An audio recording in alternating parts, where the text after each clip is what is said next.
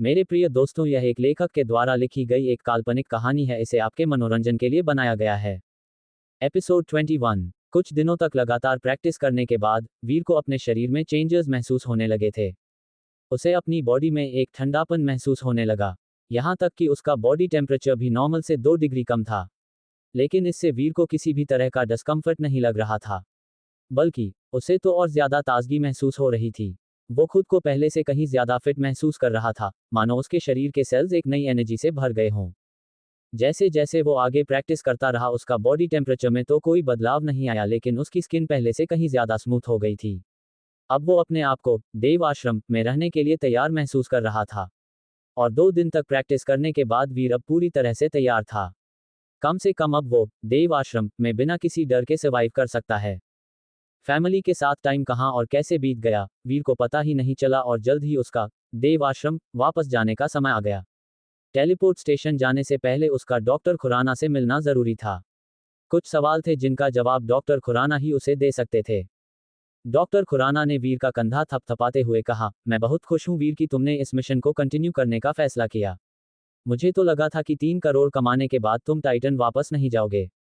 सोचा था मैंने भी यही था अंकल, पर सिर्फ 3 करोड़ कमाना ही काफी नहीं है। अगर अपनी फैमिली को एक स्टेबल लाइफ देनी है तो मुझे इससे कहीं ज्यादा कमाना होगा। इसीलिए मैंने वापस जाने का डिसीजन लिया।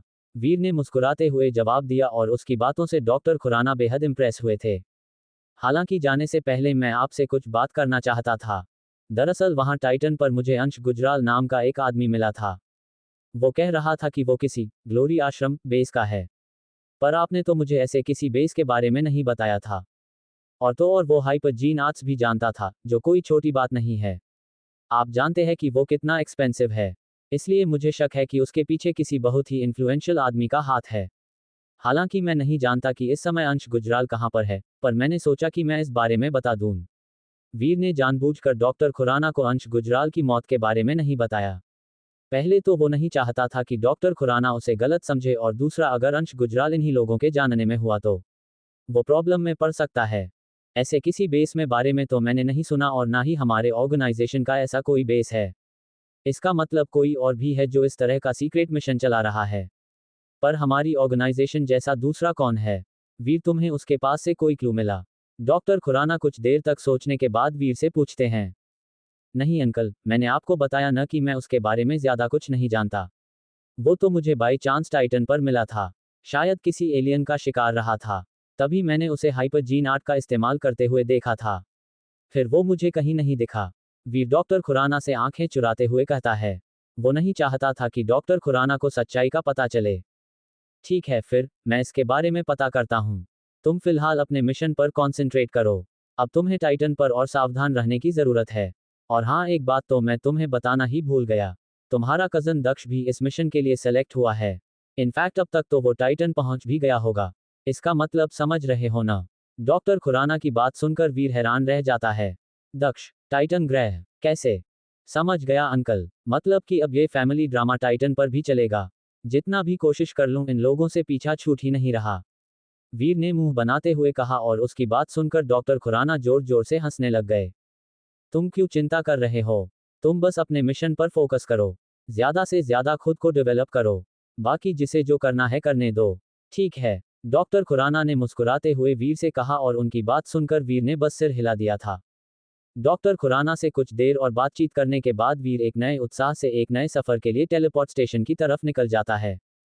पिछली बार जब वो टाइटन ग्रह गया था तब उसका मकसद सिर्फ पैसे कमाना था, पर अब उसका मकसद सिर्फ पैसे कमाना ही नहीं बल्कि अपनी खुद की एक अलग पहचान बनाना भी था, सिर्फ टाइटन ग्रह पर ही नहीं बल्कि पृथ्वी ग्रह पर भी। और अब तो उसका भाई भी वहां पहुंच गया है। जैसे पहले ही टाइटन पर उसके दुश्मन कम थे, जो दक्ष भी वहां पहुंच गया। अब ऐसे में वीर कैसे वहां सर्वाइव करने के साथ साथ अपनी एक अलग पहचान बनेगा, ये देखना दिलचस्प होगा।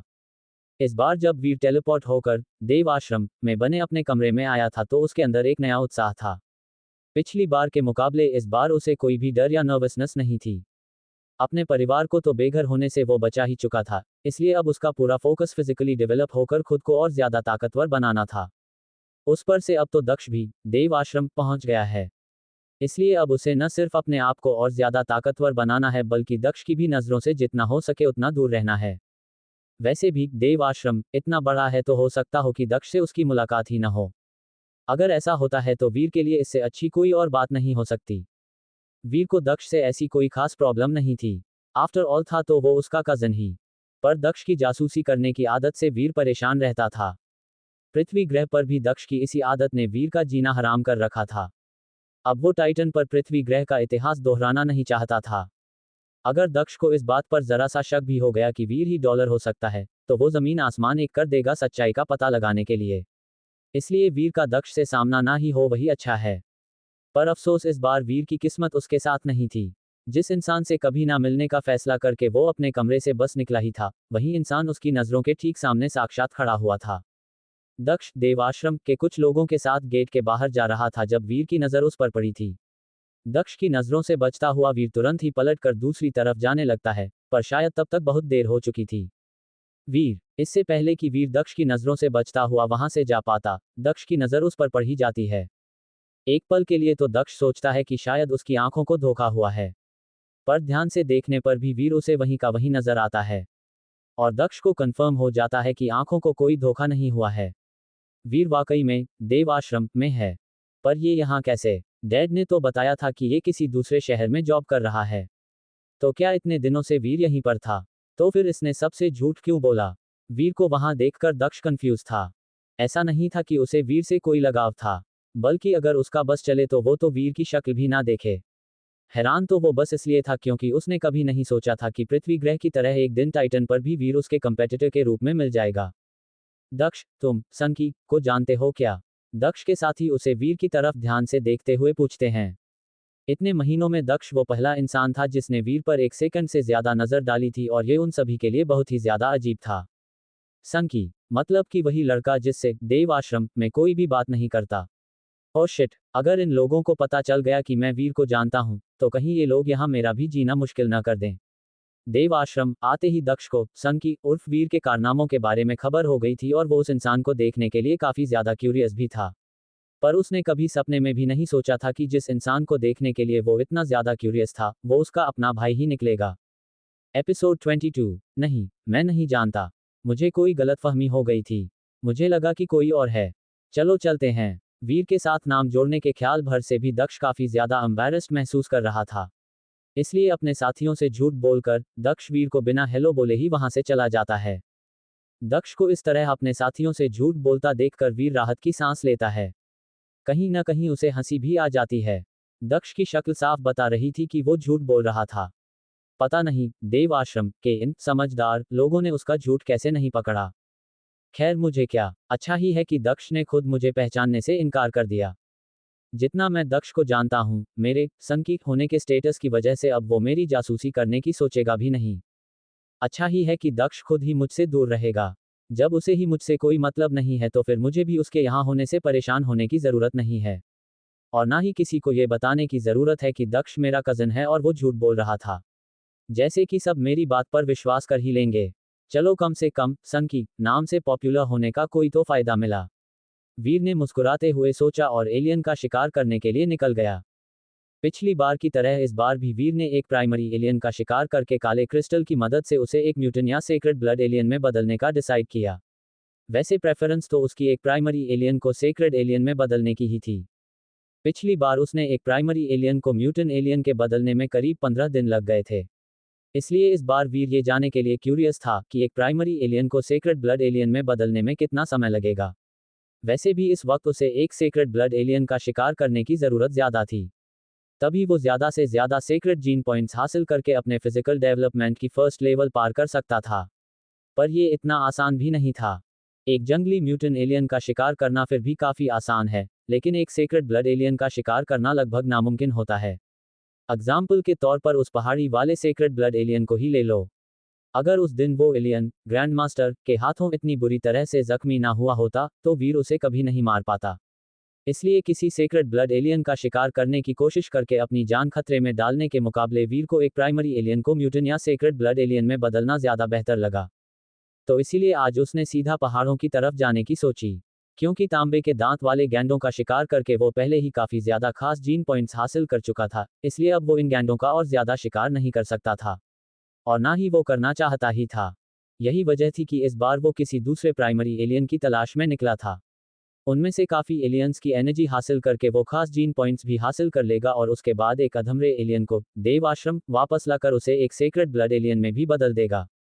तक्षिका गुफा वो जगह थी जिसे शिकार करने के लिए वीर ने इस बार चुना था। पहाड़ों के बीच मौजूद ये गुफा काफ़ी सुनसान थी, इसलिए यहाँ पर इंसानों का आना जाना ना के बराबर था।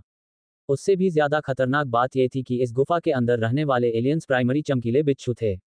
तक्षिका गुफा इतनी ज्यादा पतली और अंधेरी थी कि कभी कभी आग के बावजूद उस गुफा के अंदर मौजूद चमकीले बिच्छू नजर नहीं आते थे। अगर एक बार इन बिच्छुओं ने डंक मार दिया तो बस 3 से 5 मिनट में ही इंसान की मौत हो जाती है। इसलिए बहुत ही कम लोग तक्षिका गुफा के चमकीले बिच्छुओं का शिकार करते हैं। पर वीर के साथ ऐसी कोई प्रॉब्लम नहीं थी। अब जब उसके पास सीक्रेट ब्लड डेविल सोल है तब वो किसी भी चीज का सामना कर सकता है। ये चमकीले बिच्छू उसे कोई नुकसान नहीं पहुंचा पाएंगे। चमकीले बिच्छू चुनने के पीछे वीर की अपनी वजह थी। पहली, इस गुफा में वो बाहर के लोगों से आसानी से छुप सकता है। दूसरा, एक चमकीला बिच्छू सिर्फ एक मुट्ठी बराबर होता है, तो वीर के लिए उनकी बॉडीज को देव आश्रम ले जाना आसान रहेगा। तीसरा, अगर उसकी किस्मत अच्छी रही और उसके हाथ चमकीले बिच्छू की डेविल सोल लग गई, तब तो उसकी लॉटरी लग जाएगी। चमकीले बिच्छुओं की डेविल सोल से बना हथियार एक मिलिट्री नाइफ के जैसा है जो बहुत ही शार्प और जहरीले होते हैं। इसलिए एक प्राइमरी डेविल सोल होने के बावजूद इसकी कीमत एक म्यूटेंट डेविल सोल के बराबर है। गुफा के पास पहुंचकर वीर ने अपने आसपास देखा और जब एक बार उसे इस बात का विश्वास हो गया कि आसपास कोई नहीं है, तो उसने तुरंत ही अपना सुनहरा कवच पहन लिया और गुफा के अंदर चला गया। क्योंकि देव आश्रम में अभी भी लाइट के मॉडर्न तरीके शुरू नहीं हुए थे, इसलिए वीर को मशाल का इस्तेमाल करना पड़ रहा था। लेकिन उसके बावजूद मशाल से भी वो बस कुछ ही फीट तक देख पा रहा था। उस पर से जब पत्थरों के माइका से लाइट रिफ्लेक्ट हो रही थी, तब तो उसके लिए छुपे हुए बिच्छुओं को देखना और भी ज्यादा मुश्किल हो गया था। अचानक एक टन की आवाज के साथ वीर को महसूस हुआ कि उसके पैर से कोई चीज टकराई है। मशाल की रोशनी में जब वीर ने नीचे देखा तो उसे अपनी मुट्ठी के साइज का एक बिच्छू अपने पैर पर डंक मारता हुआ दिखा था। फॉर्चुनेटली, वीर के पैर भी कवच से ढके हुए थे, इसलिए बिच्छू के डंक से उसे बिल्कुल भी चोट नहीं आई। उल्टा उसने खुद उस चमकीले बिच्छू को अपने पैर से मसलकर मार डाला। उस चमकीले बिच्छू के मरते ही वीर के सामने उसकी पॉवर स्क्रीन आ गई जिस पर लिखा था, प्राइमरी एलियन चमकीला बिच्छू मारा गया। आपको कोई डेविल सोल हासिल नहीं हुई। 0 से 10 प्राइमरी जीन पॉइंट्स हासिल करने के लिए इसकी एनर्जी हासिल करें। वीर ने उस मरे हुए चमकीले बिच्छू को जमीन से उठा लिया और उसे अपने बैग में रखकर गुफा में आगे की तरफ चला गया। सुनहरे कवच की प्रोटेक्शन के साथ वीर को रास्ते में जो भी चमकीला बिच्छू मिला वो उसे मारता चला गया और तकरीबन 1 घंटे के बाद उसके बैग में करीब 100 चमकीले बिच्छू इकट्ठा हो गए थे। अपनी तो जैसे तैसे थोड़ी ऐसे या वैसे कट जाएगी, आपका क्या होगा जनाबे अली? आपका क्या होगा? जिस तरह से गाना गाते हुए वीर उन चमकीले बिच्छुओं को मारता हुआ अपने बैग में इकट्ठा कर रहा था, उससे तो ऐसे ही लग रहा था जैसे इन बिच्छुओं को मारने में उसे जरा सी भी तकलीफ नहीं हो रही है। बल्कि जिस तरह से वो गाना गाते हुए उन बिच्छुओं को मार रहा था उससे ऐसा लग रहा था जैसे वो किसी फिल्म का हीरो हो जो गाने गाते हुए विलन्स को मार रहा हो। ये फीलिंग भी कमाल की थी। कुछ महीने पहले तक तो वो ऐसे एलियंस के आसपास आने से भी डरता था और आज देखो, वो गाना गाते हुए इन चमकीले बिच्छुओं को मार रहा था। डॉलर। अचानक से अपना दूसरा नाम सुनकर वीर चौंक जाता है। डॉलर, यानी कि मैं खुद। पर यहाँ ऐसा कौन आ गया? क्या कोई मेरा पीछा कर रहा था? पर कौन? और सबसे बड़ी बात, ये आदमी दोस्त है या दुश्मन? वीर के मन में कई सवाल चल रहे थे, पर उसके पास उसके किसी भी सवाल का कोई जवाब नहीं था। तक्षिका गुफा के अंदर किसी इंसान का होना और उससे भी ज्यादा हैरानी की बात उस इंसान का वीर को डॉलर के रूप में पहचानना, दोनों ही सिचुएशन वीर के लिए खतरे से खाली नहीं था। अवनी। वीर के कभी सपने में भी नहीं सोचा था कि गुफा के अंदर उसका सामना अवनी शेरगिल से होगा। पर सवाल ये था कि अवनी यहाँ पर कर क्या रही थी? कहीं ये उस सेक्रेड ब्लड डेविल सोल और गियर के लिए मेरा पीछा तो नहीं कर रही? ये ख्याल आते ही वीर तुरंत ही उल्टे पांव वहां से भागने लगता है। वैसे भी जब से गलती से उसने अवनी के पीछे वार किया है, तब से उसे अवनी से बात करना तो दूर, उसके सामने आने से भी डर लगता है। उस पर से इस वक्त पूरा देव आश्रम डॉलर को ढूंढ रहा है। खुद अवनी भी डॉलर की तलाश में है। तो ऐसे में वीर का अवनी से सामना होना और भी खतरनाक है। नहीं रुको, देखो, मुझे तुम्हारे और ग्रैंड मास्टर की दुश्मनी से कोई फर्क नहीं पड़ता। ना ही मैं तुम्हें कोई नुकसान पहुंचाना चाहती हूँ। और वैसे भी इस वक्त मैं जिस हालत में हूँ, उसमें मैं अगर चाहूँ भी तो तुम्हें नुकसान नहीं पहुंचा सकती। इसलिए प्लीज रुक जाओ। वीर को भागता हुआ देखकर अवनी जल्दी से उसे रोकते हुए कहती है। अवनी की बात सुनकर वीर के कदम वहीं के वहीं रुक गए और जब वो अवनी की तरफ मुड़ा तो उसने देखा कि अवनी की एड़ी बुरी तरह से जख्मी और सूजी हुई थी। वीर को ये समझते देर नहीं लगी कि अवनी को किसी चमकीले बिच्छू ने डंक मारी है। एपिसोड 23। पर फिर ये अभी तक जिंदा कैसे है? मैं तो यहाँ 1 घंटे से हूँ और एक बात तो श्योरिटी के साथ कह सकता हूँ कि अवनी को इस बिच्छू ने इस 1 घंटे में तो नहीं ही काटा है। इसका मतलब अवनी को ये चोट मेरे आने से पहले लगी है। फिर इसको अभी तक इसे कुछ हुआ क्यों नहीं? अवनी की हालत देखकर वीर कंफ्यूज था। पर फिर उसे अचानक से याद आया कि वो अवनी शेरगिल की बात कर रहा है। वो अवनी शेरगिल जो इस टाइटन ग्रह पर सालों से है। तो जाहिर है कि उसके पास खजानों की कमी नहीं होगी। साथ ही साथ उसके पास मैक्सिमम सीक्रेट जीन पॉइंट्स और ना जाने कितनी म्यूटेंट डेविल सोल होंगी। इस समय भले ही वो जख्मी है और उसकी चोट भी काफी सीरियस लग रही है, पर फिर भी उसके पास इतने जीन पॉइंट्स हैं कि इन बिच्छुओं का जहर उसे मारेगा नहीं। पर हाँ, अवनी की लड़ने की एबिलिटी जरूर अफेक्ट हुई है। बल्कि ऐसी हालत में उसके पीछे भागना तो दूर, अवनी अपना पैर हिला भी नहीं सकती। यानी कि कुल मिलाकर अवनी उसे नुकसान तो नहीं पहुंचा पाएगी। भले ही अवनी के ऊपर पीछे से अटैक किया था, पर उसने भी तो मुझे तुरंत पलट कर मारा था। जबकि मैंने तो उसे जानबूझकर मारा भी नहीं था। फिर भी इतने महीनों में उसने मेरा जीना हराम कर दिया है। उसकी वार्निंग की वजह से ही आज पूरा देव आश्रम मुझसे दूर भागता है। अगर इस समय मैं इसकी हालत देखकर इसे ब्लैकमेल करूं, तो इसमें गलत क्या होगा? बल्कि वो तो इतने महीने मैंने अवनी की वजह से जो सहा है उसका कॉम्पेंसेशन ही होगा। वीर ध्यान से अवनी को ऊपर से नीचे देखते हुए सोचता है। आफ्टर ऑल वीर कोई भगवान तो है नहीं, वो भी एक इंसान ही है और एक आम इंसान की ही तरह वो भी इस मौके का फायदा उठाकर अवनी के साथ अपना हिसाब चुकता करना चाहता था। पर एक बात जो वीर नहीं समझ पाया था वो ये थी कि अवनी ताकतवर और खूबसूरत होने के साथ साथ इंटेलिजेंट भी थी। इसलिए उसे वीर उर्फ डॉलर के इरादे भांपते देर नहीं लगी। अगले ही पल अवनी ने एक तितली के शेप की डेविल सोल को बुलाया और उस सोल ने अवनी के हाथ में आते ही तुरंत एक पर्पल रंग के खंजर का शेप ले लिया।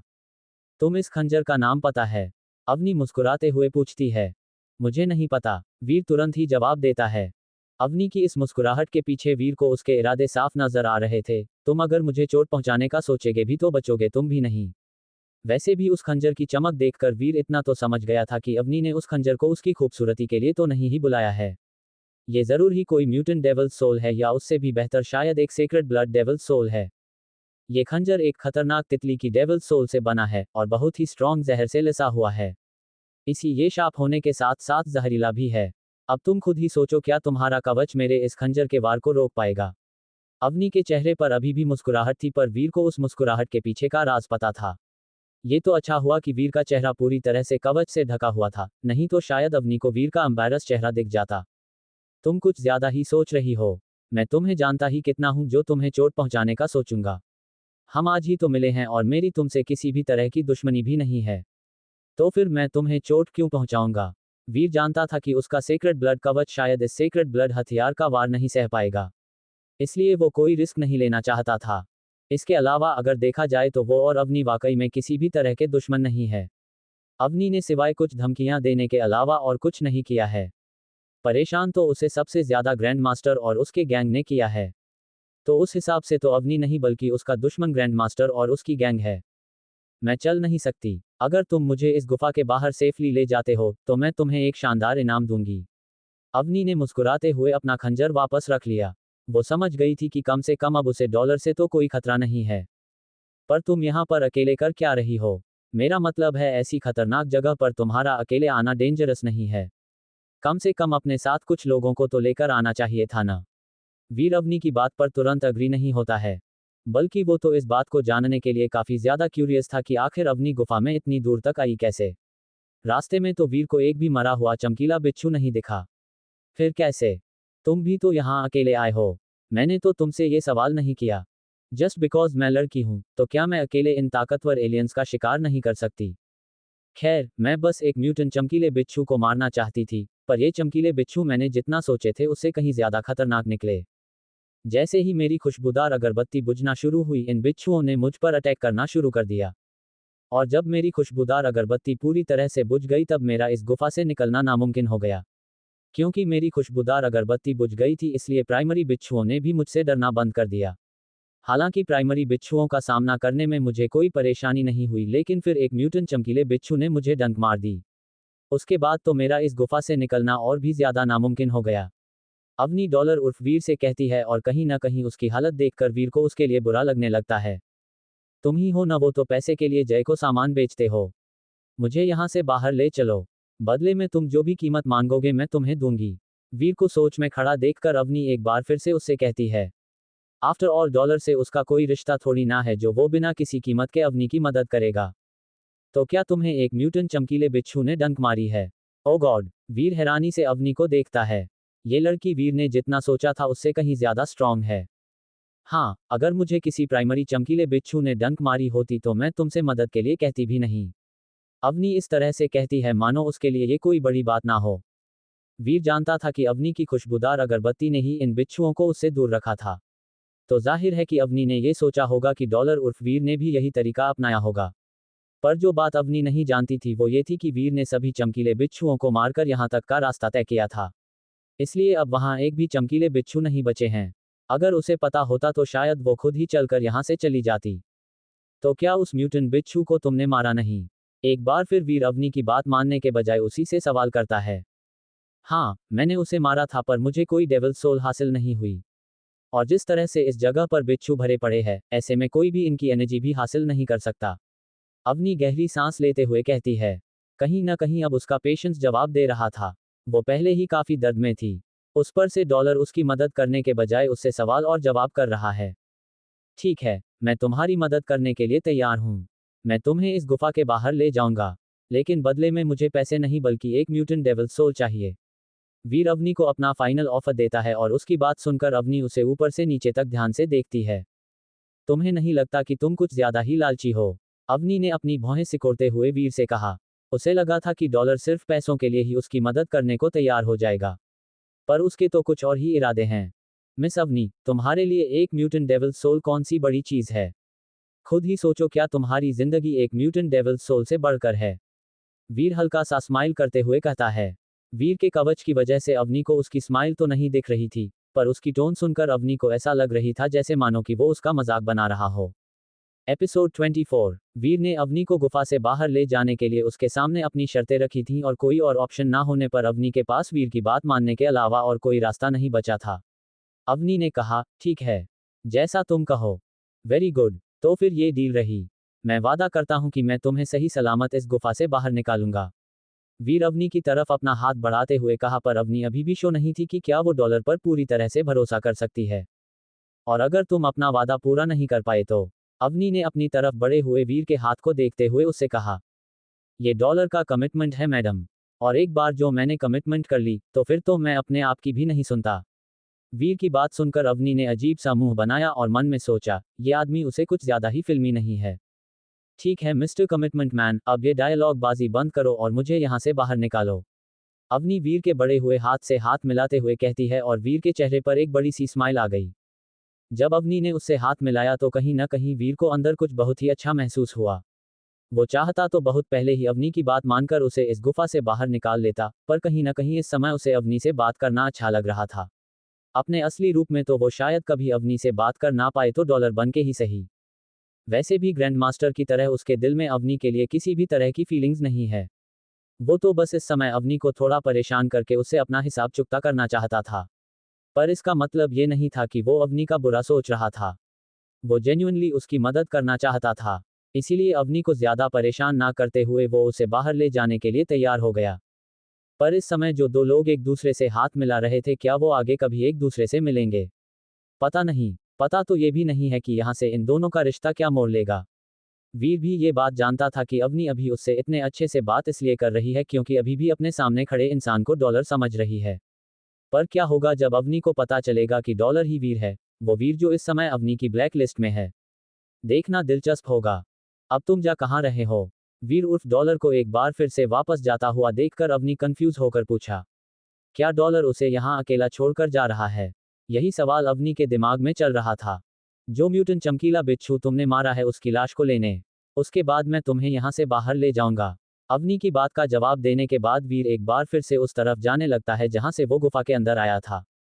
अरे पर वहां तो बहुत सारे बिच्छू हैं और तुम ऐसे ही जा रहे हो। तुम्हें खुशबूदार अगरबत्ती नहीं चाहिए क्या? वीर को खाली हाथ जाता हुआ देखकर अवनी हैरानी से पूछती है। मर्द को कभी दर्द नहीं होता, वीर चिल्लाकर कहता है और बिना रुके आगे बढ़ता रहता है। अरे लेकिन फिर भी वो बिच्छू बहुत खतरनाक हैं। डॉलर सुनो तो, अवनी पीछे से आवाज देती रह गई पर तब तक वीर उसकी नजरों से दूर चला गया था। अजीब आदमी है। अपने आप को कोई सुपर हीरो समझता है क्या जो इस तरह से खाली हाथ वहां चला गया? अगर इसे कुछ हो गया तो मुझे यहां से बाहर कौन निकलेगा? वीर का जिद्दी एटीट्यूड देखकर अवनी ने गुस्से में गहरी सांस लेते हुए सोचा। हालांकि कुछ ही देर बाद वीर उसे वापस आते हुए दिखता है और वो भी सही सलामत। पर इतनी जल्दी, क्या उसे उस म्यूटेंट बिच्छू की लाश नहीं मिली? तभी अवनी कंफ्यूजन को दूर करते हुए वीर अपनी मुट्ठी खोलता है जिसमें करीब 1 फुट लंबे नीले रंग का मरा हुआ बिच्छू होता है। वीर के हाथ में नीले म्यूटेंट बिच्छू की लाश देखकर सारा माजरा समझते देर नहीं लगती। तुमने मुझे बेवकूफ बनाया। तुमने पहले ही वहां मौजूद सभी चमकीले बिच्छुओं को मार डाला है ना? अवनी भौंवे सिकोड़ते हुए वीर को ऊपर से नीचे तक देखते हुए कहा। स्मार्ट गर्ल, वीर मुस्कुराते हुए अवनी से कहता है और अगले ही पल अपने बैग से सभी मरे हुए बिच्छुओं को जमीन पर उड़ेलना शुरू कर देता है।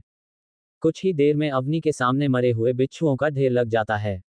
हालांकि अवनी ये तो समझ गई कि इन सभी बिच्छुओं को डॉलर ने ही मारा है, पर फिर भी वो बहुत काफी ज्यादा हैरान थी। आखिर एक इंसान इतने सारे बिच्छुओं को अकेले कैसे मार सकता है? ये सच में इंसान ही है या कोई सुपर हीरो? अब अवनी को इस बात पर कोई हैरानी नहीं रही कि जय इस डॉलर से इतना ज्यादा इंप्रेस है। इतनी स्ट्रांग होने के बावजूद खुद अवनी भी जब डॉलर से इंप्रेस हुए बिना नहीं रह पाई, तो फिर जय का तो डॉलर से इंप्रेस होना लाजमी था। वीर ने सबसे पहले अपने बैग में मरा हुआ म्यूटेंट बिच्छू रखा और फिर उसके बाद प्राइमरी बिच्छुओं से अपने बैग को भरना शुरू कर देता है। लगभग सभी बिच्छुओं को बैग में भरने के बाद अभी भी कुछ बिच्छू बच गए थे जो वीर के बैग में नहीं आ रहे थे। उन्हें वेस्ट करने के बजाय वीर ने उन सभी बचे हुए बिच्छुओं की एनर्जी हासिल करने का डिसीजन लिया। आपने प्राइमरी चमकीले बिच्छू की एनर्जी हासिल कर ली है। आपको 4 खास जीन पॉइंट्स हासिल हुए हैं। आपने प्राइमरी चमकीले बिच्छू की एनर्जी हासिल कर ली है। आपको 2 खास जीन पॉइंट्स हासिल हुए हैं। आपने प्राइमरी चमकीले बिच्छू की एनर्जी हासिल कर ली है। आपको 1 खास जीन पॉइंट हासिल हुआ है। कुछ ही सेकंड्स में वीर की पावर स्क्रीन पर ये शब्द आने शुरू हो जाते हैं। पास ही बैठी अवनी वीर को ऐसे देख रही थी जैसे वीर कोई इंसान नहीं बल्कि एलियन हो। वैसा देखा जाए टाइटन ग्रह के लिए तो वीर एलियन ही था। मैंने आज तक तुम्हारे जैसा इंसान नहीं देखा। तुम्हारे सामने एक लड़की बैठी हुई है और उसे एक भी बिच्छू की एनर्जी ऑफर करने के बजाय तुमने अकेले ही सभी प्राइमरी बिच्छुओं की एनर्जी हासिल कर ली। अवनी ने मुंह बनाते हुए कहा। डॉलर ने उसकी प्रेजेंस को ऐसे इग्नोर कर दिया जैसे कि वो इनविजिबल हो। आज तक वो ऐसे किसी इंसान से नहीं मिली जिसने अवनी के साथ ऐसा किया हो। तो जाहिर है ये बात अवनी के ईगो पर तो लगनी ही थी। देखोगी भी नहीं, मेरे जैसे रोज रोज थोड़ी ना पैदा होते हैं। और वैसे भी मैं कोई यहाँ तुम्हारे साथ डेट पर नहीं आया हूँ जो तुम्हें अटेंशन दूं। ये सारे प्राइमरी बिच्छू मैंने मारे थे तो जाहिर है इसकी एनर्जी भी मैं ही हासिल करूंगा। वीर का दो टूक जवाब सुनकर अवनी चुप हो जाती है। अब मुंह मत बनाओ और चलो। वीर अवनी के बगल में जाकर झुक जाता है ताकि अवनी उसकी पीठ पर सवार हो सके।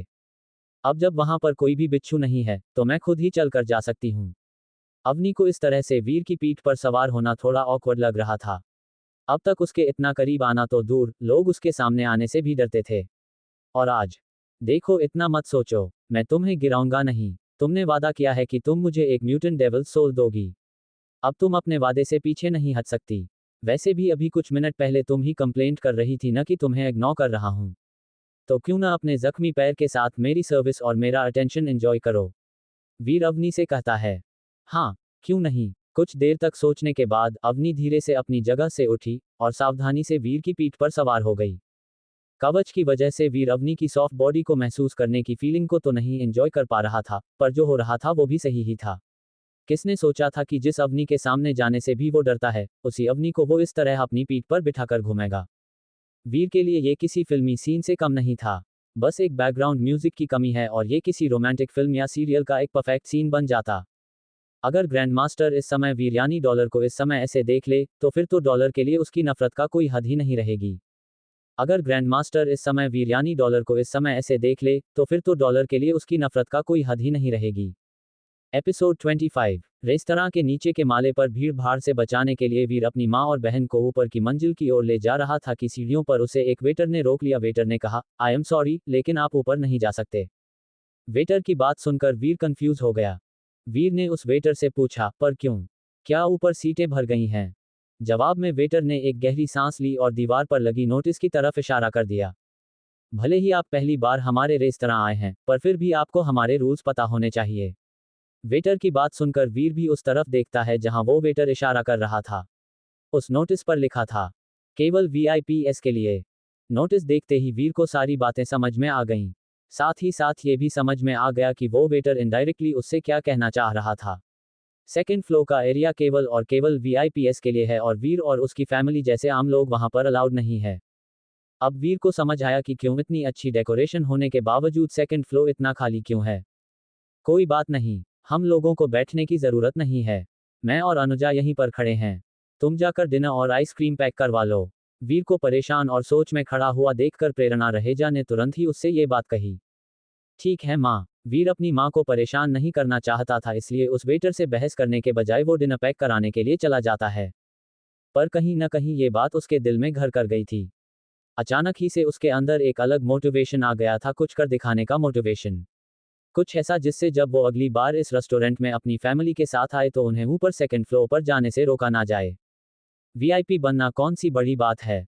बहुत जल्द मेरे पास भी ये सब कुछ और इससे कहीं ज्यादा होगा। फिर देखता हूँ कि ये नोटिस मुझे सेकंड फ्लोर पर जाने से कैसे रोकती है। तब तो खुद इस रेस्टोरेंट का ओनर भी मुझे रोक नहीं पाएगा। वीर का रोम रोम एक नए जोश के साथ भर गया था और उसने ठान लिया था कि अब चाहे कुछ भी हो जाए पर वो भी अब वीआईपी स्टेटस हासिल करके रहेगा। रेस्तरां में अभी भी कोई सीट खाली नहीं थी, इसलिए जब वीर का टर्न आया तब उसे डिनर और आइसक्रीम पैक ही कराना पड़ा। रेस्टोरेंट से जाने से पहले वीर ने एक बार फिर से उस नोटिस की तरफ गौर से देखा, मानो उस पर लिखे हर लेटर को नजरों से पढ़कर इरेज कर देना चाहता हो, केवल वीआईपीएस के लिए। अब जब उसने ठान लिया था कि उसे वीआईपी स्टेटस हासिल करना है तो वो इसके लिए जी जान लगा देगा। अब उसका लक्ष्य टाइटन ग्रह पर एक स्टेटस हासिल करने के साथ साथ पृथ्वी ग्रह पर भी एक स्टेटस हासिल करना था। वो जानता था कि ये रास्ता मुश्किल है पर नामुमकिन नहीं। और वैसे भी लाइफ में जब तक चैलेंजेस न हो तब तक जीने का मजा कहाँ आता है। जब मैं टाइटन ग्रह पर सर्वाइव कर सकता हूं तो फिर मैं कुछ भी कर सकता हूं। देखता हूं अगली बार ये लोग मुझे कैसे रोकते हैं। इस नए जोश के साथ वीर को अपना गोल एकदम क्लियर हो गया था और अब उस गोल को पाने के लिए वो जी जान लगा देगा। अगली सुबह देव टाइटन ग्रह वापस जाने के लिए तैयार हो गया, लेकिन इस बार एक नए जोश और उत्साह के साथ। सबसे पहले टाइटन ग्रह जाना उसकी मजबूरी थी क्योंकि उस समय उसे अपना घर बचाना था। इसके बाद जब वो टाइटन ग्रह गया था तब उसे टाइटन ग्रह पर अपनी एक पहचान बनानी थी। और इस बार जब वो एक बार फिर टाइटन ग्रह जा रहा था तो उसका गोल सिर्फ टाइटन ग्रह पर ही नहीं बल्कि प्लैनेट अर्थ पर भी अपनी एक अलग आइडेंटिटी बनाना था, ताकि अगली बार कोई उसे और उसकी फैमिली को कहीं एंटर करने से सिर्फ इसलिए ना रोके क्योंकि वो लोग वीआईपी नहीं है। वीर, इस बार तुम टेलीपोर्टेशन डिवाइस से नहीं बल्कि एक अलग तरह से टाइटन ग्रह जाओगे। ऑर्गेनाइजेशन पहुंचते ही डॉक्टर खुराना ने वीर से कहा था। अलग तरीके से मतलब, आप मुझे स्पेसशिप से भेजने की तो नहीं सोच रहे हैं ना? डॉक्टर खुराना की बात सुनकर वीर कंफ्यूज था। आफ्टर ऑल डॉक्टर खुराना ने ही तो बताया था कि टेलीपोर्टेशन टेक्निक किसी भी जगह पहुंचने की सबसे फास्ट टेक्निक है। नहीं नहीं, तुम चिंता मत करो, मैं तुम्हें स्पेसशिप से नहीं भेजूंगा। तुम टेलीपोर्टेशन टेक्निक के जरिए ही जाओगे, बस तरीका थोड़ा अलग होगा। डॉक्टर खुराना ने हंसते हुए वीर से कहा था और उनकी हंसी देखकर वीर और भी ज्यादा कंफ्यूज हो गया। अंकल, एक तो ये आपकी घुमा फिरा के बातें करने की आदत ना मुझे बिल्कुल भी पसंद नहीं है। आप कभी भी सीधा पॉइंट पर क्यों नहीं आते हैं? मुझे ऐसा लगता है जैसे कि मैं बिग बॉस का फिनाले देख रहा हूं जहां आधे घंटे तक फुटेज खाने के बाद विनर डिक्लेयर किया जाता है। जाहिर था कि डॉक्टर खुराना की बात सुनकर वीर बहुत ही ज्यादा इरिटेटेड था।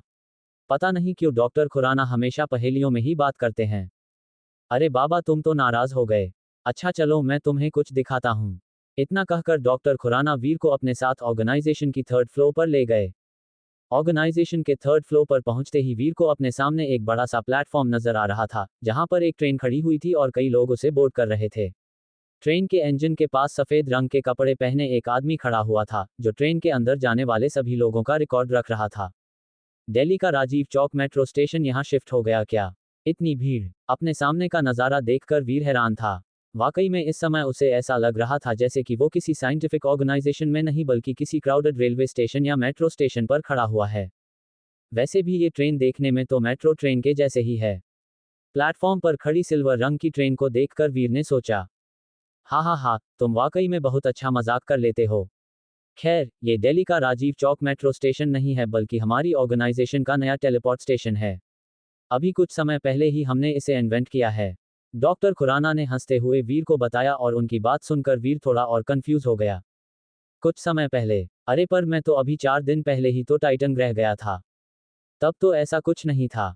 और ये 1 मिनट, मैंने इस तरह की कोई चीज़ कहीं देखी है? कहाँ देखी है? हाँ, याद आया, मैंने मैन इन ब्लैक की लेटेस्ट पार्ट में ऐसा कुछ देखा था। और कैप्टन मार्वल में भी ऐसा ही कुछ था। आप लोगों ने भी हॉलीवुड फिल्मों की कॉपी करना शुरू कर दिया। मुझे तो लगा था कि सिर्फ बॉलीवुड वाले ही ऐसा करते हैं। आपकी ऑर्गेनाइजेशन से मुझे ऐसी उम्मीद नहीं थी। वीर के चेहरे के एक्सप्रेशंस देखकर डॉक्टर खुराना को और ज्यादा हंसी आने लगी थी। डॉक्टर खुराना सारा काम रोककर खूब हंसने लगे थे। फिर वो बोले, मैंने तुमसे पहले भी कहा है वीर, की हमारी फिल्में भी कहीं ना कहीं हमारी रियल लाइफ से ही जुड़ी होती हैं। खैर छोड़ो, तुम ये नहीं समझोगे। और रही बात इस टेलीपोर्ट स्टेशन की, तो 4 दिन पहले जब तुम टाइटन ग्रह गए थे उस समय ये टेस्टिंग स्टेज पर था। इसलिए तुम्हें इस बारे में कुछ नहीं पता। आज से टाइटन ग्रह जाने के लिए ये तुम्हारा नया मीन्स ऑफ ट्रांसपोर्ट होगा। फिर डॉक्टर खुराना ने वीर को बहुत सारी बातें समझाईं और उनकी बात सुनकर वीर सोच में पड़ गया। नया मीन्स ऑफ ट्रांसपोर्ट मतलब, अब मैं टेलीपोर्टेशन डिवाइस से टाइटन नहीं जाया करूंगा। आपकी ऑर्गेनाइजेशन इतनी गरीब हो गई। वीर हैरानी से डॉक्टर खुराना से पूछता है और उसकी बात सुनकर डॉक्टर खुराना गहरी सांस लेते हैं। हमारी ऑर्गेनाइजेशन गरीब नहीं हुई है। दरअसल पिछले कुछ समय से टेलीपोर्टेशन डिवाइस में कुछ प्रॉब्लम्स आ रही हैं।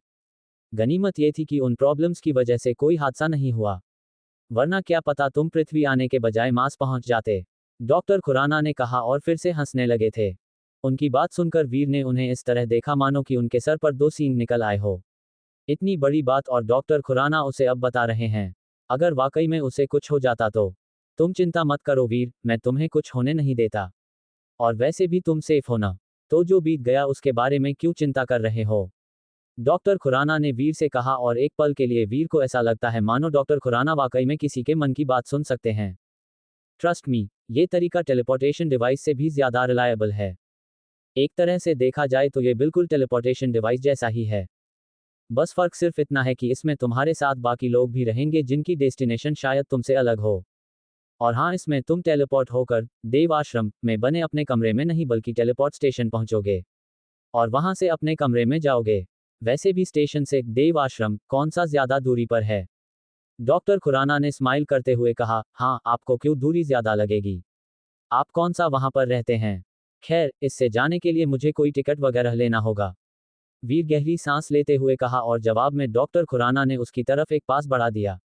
एपिसोड 26। अब चुप क्यों खड़े हो? जवाब दो। अभी यहाँ आए तुम्हें कुछ ही महीने हुए हैं और तुमने अवनी शेरगिल और ग्रैंड मास्टर दोनों के गैंग्स के साथ दुश्मनी मोल ले ली। ऐसा कर भी कैसे लिया तुमने? वीर को चुपचाप खड़ा हुआ देखकर दक्ष इरिटेट हो रहा था। मैं ये सब करना नहीं चाहता था। दक्ष के हर सवाल का वीर के पास यही एक जवाब था और वीर का ये एक लाइन का जवाब सुनकर दक्ष और ज्यादा इरिटेट हो गया। दक्ष ने वीर को घूर कर देखते हुए कहा, मुझे उन सब से कोई फर्क नहीं पड़ता। मैं बस इतना जानता हूं कि अगर किसी को पता चला कि मैं तुम्हारा भाई हूं, तो मेरा हाल भी तुम्हारे जैसा ही हो जाएगा। अपनी की हुई बेवकूफियों के जिम्मेदार तुम खुद ही हो और मैं उनका हिस्सा नहीं बनना चाहता। इसलिए अगर तुमने किसी को भी बताया कि तुम मेरे भाई हो या मुझे जानते हो, तो तुम्हारे लिए ये अच्छा नहीं होगा। तुमने तो अपना बेड़ा गर्क कर ही रखा है, पर मैंने यहाँ अभी अभी शुरुआत की है और मुझे बहुत आगे जाना है। इसलिए मुझसे दूर ही रहना। श्योर, वैसे भी मुझे कोई शौक नहीं है तुम्हें अपना भाई कहने का। वीर दक्ष को बहुत अच्छे से जानता था। बचपन से ही दक्ष ने हमेशा वीर को हर समय और हर जगह नीचा दिखाने की कोशिश करी है। तो फिर इस एलियन प्लैनेट में उसका वीर को सपोर्ट करने का कोई सवाल ही नहीं उठता। वैसे अगर देखा जाए तो वीर को किसी के सपोर्ट की जरूरत थी भी नहीं, दक्ष के सपोर्ट की तो बिल्कुल भी नहीं। इसलिए उसे दक्ष की बात मानने में 1 मिनट भी नहीं लगा। बढ़िया है, इस बात को मानने में ही तुम्हारी भलाई है। इस डर से कि कहीं कोई उसे वीर के साथ देख ना ले, इतना कहकर दक्ष वहां से तुरंत चला गया। पता नहीं इसको किस बात का डर है। मैं कौन सा मरा जा रहा हूं पूरी दुनिया को ये बताने के लिए कि ये मेरा भाई है। जब इन लोगों से मेरा कोई रिश्ता ही नहीं बचा तो फिर इसे डर किस बात का? खैर छोड़ो, ये तो शुरू से जो ऐसा है, मुझे इससे या इसी बातों से कोई फर्क नहीं पड़ता। दक्ष को जाता हुआ देख वीर सोचता है और फिर अपने कमरे की तरफ निकल जाता है। अपने कमरे में पहुंचकर वीर म्यूटेंट चमकीले बिच्छू को अलग करके बाकी सभी बिच्छू जय को बेचने का फैसला करता है। हालांकि सिर्फ 15 दिनों में ही काले क्रिस्टल की मदद से वो एक प्राइमरी एलियन को म्यूटेंट एलियन में बदल सकता है। लेकिन इस बात वो उस काले क्रिस्टल का इस्तेमाल एक म्यूटेंट एलियन को सेक्रेड ब्लड एलियन में बदलने के लिए करना चाहता था। आधी रात में वीर मरे हुए चमकीले बिच्छुओं से भरा एक बैग और एक नोट जय के कमरे के बाहर रखता है और 3-4 बार दरवाजा खटकाकर पास की एक गैलरी में छुप जाता है। वीर इस बात का खास ध्यान रखता है कि जय अपने कमरे के बाहर रखे उस बैग और नोट को जरूर ले ले। जय की खुशी का ठिकाना नहीं रहा जब उसे अपने कमरे के सामने मरे हुए चमकीले बिच्छुओं से भरा एक बैग मिला। और उसे ये समझते में देर नहीं लगी कि ये बैग किसने उसके कमरे के सामने छोड़ा है। आखिर डॉलर के अलावा दूसरा कौन हो सकता है? तभी जय की नज़र उस बैग के साथ रखे नोट पर पड़ी। उसने एक्साइटेड होकर उस नोट को खोलकर देखा, जिस पर कुछ लिखा था। तुम्हारी बॉस से मेरी डील हो गई है। कल टिड्डों के इलाके में इन चमकीले बिच्छुओं की कीमत और अवनी से डील के पैसे लेकर पहुंच जाना। एक बार फिर से उस नोट पर कोई नाम नहीं लिखा था, पर जय जानता था कि ये नोट डॉलर ने ही भेजा है। चलो अच्छा ही है, अब कम से कम अवनी उसकी जान तो नहीं खाएगी। पर एक मिनट, अवनी और डॉलर मिले कब और कैसे मिले? अगर अवनी को खुद ही डॉलर को ढूंढना था तो इतने दिन जय की एनर्जी क्यों वेस्ट कराए? जय की समझ में कुछ भी नहीं आ रहा था। छोड़ो, मुझे क्या, मेरे लिए तो अच्छा ही है। कम से कम अब अवनी मुझे डॉलर की तलाश में दर बदर तो नहीं भटकाएगी। सानू की, जय ने अपने कंधे उचकाते हुए सोचा है और वीर का नोट और बैग लेकर अपने कमरे के अंदर चला गया। अगले दिन डील के मुताबिक जय अवनी के दिए हुए 6 करोड़ रुपए और उन प्राइमरी चमकीले बिच्छुओं की कीमत के रूप में 80 लाख रुपए लेकर टिड्डों के इलाके में पहुंच जाता है। कुछ ही देर में डॉलर उर्फ वीर भी वहां पहुंच गया और बिना किसी देरी के जय ने डॉलर को उसकी कीमत दे दी। जय के साथ बिजनेस करना वीर के लिए हमेशा से ही फायदेमंद रहा है, और आज भी जय ने वीर को उसकी उम्मीद से ज्यादा उन चमकीले बिच्छुओं की कीमत दी थी। इसलिए डॉलर बने वीर ने बिना कोई सवाल जवाब किए जय से वो पैसे ले लिए और अगली बार और शानदार चीजें लाने का वादा करके अपने देव आश्रम की तरफ चला गया। अपनी आंखों के सामने नोटों के इतने सारे बंडल देखकर वीर की आंखें चमक उठी थीं। उसने आज तक इतने पैसे एक साथ नहीं देखे थे। यहां तक कि उसके डैड के समय में भी एक साथ इतने पैसे उनके घर पर नहीं आए थे। और अब फाइनली अच्छे दिन आ गए। वीर को अपने ही ख्याल पर हंसी आ जाती है। अब बस वो जल्द से जल्द अपनी माँ और बहन के साथ अपनी इस खुशी को बांटना चाहता था। इसलिए वीर ने एक बार फिर से घर जाने का डिसीजन ले लिया। और वैसे भी इतने पैसे यहाँ देव आश्रम में अपने घर पर या अपने पास में रखना डेंजरस हो सकता है। ऐसा नहीं है कि कोई वीर के कमरे में आकर इन पैसों को चुरा लेता, बल्कि देव आश्रम के नियमों के हिसाब से कोई भी इंसान दूसरे इंसान के कमरे में तब तक नहीं जा सकता जब तक कि पहला वाला इंसान उसे खुद ना बुलाए। यहाँ तक कि कोई जबरदस्ती भी नहीं घुस सकता। पर फिर भी वीर रिस्क नहीं लेना चाहता था। अगर किसी को भनक भी लग गई कि वीर के पास इतना पैसा मौजूद है तो उसे वीर पर शक हो जाएगा, और फिर क्या पता कुछ इन्वेस्टिगेशन के बाद वो लोग ये पता लगा लें कि वीर ही डॉलर है। और एक बार अगर सबके सामने ये बात आ गई तो वीर का बना बनाया खेल बिगड़ जाएगा। इसलिए वीर इन पैसों को घर ले जाना ही सही समझता है। वैसे खतरा तो घर पर भी है। जाहिर है इन पैसों को वीर घर पर सजाने के लिए तो नहीं ही लेकर जा रहा था। इन पैसों से उसे अपने और अपने घर के हालात सुधारने थे। और एक बार जब ऐसा होने लगेगा तब धीरे धीरे उसके रिश्तेदारों को भी पता चल ही जाएगा। वैसे भी वो लोग अभी भी इस बात से हैरान है कि वीर ने इतने पैसों का इंतजाम आखिर किया कैसे। अब जब दक्ष भी यहाँ टाइटन ग्रह पर ही है तो ये चांसेस हैं कि दक्ष उन लोगों को वीर के टाइटन ग्रह पर होने के बारे में बता दे। पर फिर देखा जाए तो उस बात को अभी समय है। दक्ष कौन सा कल ही पृथ्वी ग्रह वापस जा रहा है। जिस तरह से इस समय उसके सिर पर सक्सेस पाने का भूत है उस हिसाब से वो कम से कम 5-6 महीना तो यहाँ टाइटन पर रहेगा ही। और टाइटन पर कोई भी मॉडर्न टेक्निक काम नहीं करती। तो ऐसा भी नहीं होगा कि दक्ष फोन करके अपने घर वालों को इस बारे में कुछ भी बताए। इसलिए फिलहाल के लिए इन पैसों को घर ले जाना ही सेफ रहेगा। बहुत देर तक सोचने समझने के बाद वीर इन सभी पैसों को घर ले जाने का डिसीजन लेता है। अगले ही दिन वीर टेलीपोर्ट स्टेशन जाकर अपने शहर पहुंच जाता है। हालांकि अभी अभी कुछ दिनों पहले ही वो देव आश्रम लौटा था, पर फिर ये मैटर भी जरूरी था। वो जानता था कि घर पर सब ये जानकर कितना खुश होंगे कि अब उनकी सभी परेशानियां खत्म होने वाली है। पिछली बार मिले 4 करोड़ में से 3 करोड़ तो घर का मैटर सेटल करने में निकल गए थे, पर इस बार इन पैसों से वीर अपने घर के हालात हमेशा के लिए बदलने वाला था। माँ, अनुजा, जल्दी आओ, मुझे आप दोनों को कुछ दिखाना है। घर पहुंचते ही वीर ने अपनी माँ और बहन को आवाज दी थी। वीर की माँ और बहन दोनों बाहर निकल कर आईं। वीर को अचानक वहां देखकर वीर की माँ प्रेरणा रहेजा चौंक जाती हैं, पर यह सरप्राइज उस सरप्राइज के आगे कुछ भी नहीं था जो उन्हें अभी कुछ मिनटों के बाद मिलने वाला था। एपिसोड 27। अपने सामने बेड पर बिखरे हुए नोटों के बंडल को देखकर प्रेरणा रहेजा यानी वीर की माँ हैरत में आ गई और उन्होंने पूछा, वीर, तुम्हारे पास इतने सारे पैसे कहाँ से आए? कहीं तुम। वीर ने उन्हें सरप्राइज देने की बजाय डरा दिया था। अचानक ही उन्हें ऐसा लगने लगा था कि कहीं वीर कुछ गलत काम तो नहीं कर रहा है, वरना और क्या वजह हो सकती है सिर्फ 3 ही दिन में घर वापस आने की, और इतने कम समय में इतना सारा पैसा साथ लाने की। इससे पहले भी उन्होंने वीर से जानना चाहा था कि उसने उन 4 करोड़ रुपयों का इंतजाम कैसे किया था, पर वीर ने उनकी बात का कोई साफ जवाब नहीं दिया था। और अब फिर अचानक इतना पैसा देखकर प्रेरणा रहेजा को वीर के लिए डर लगने लगा था।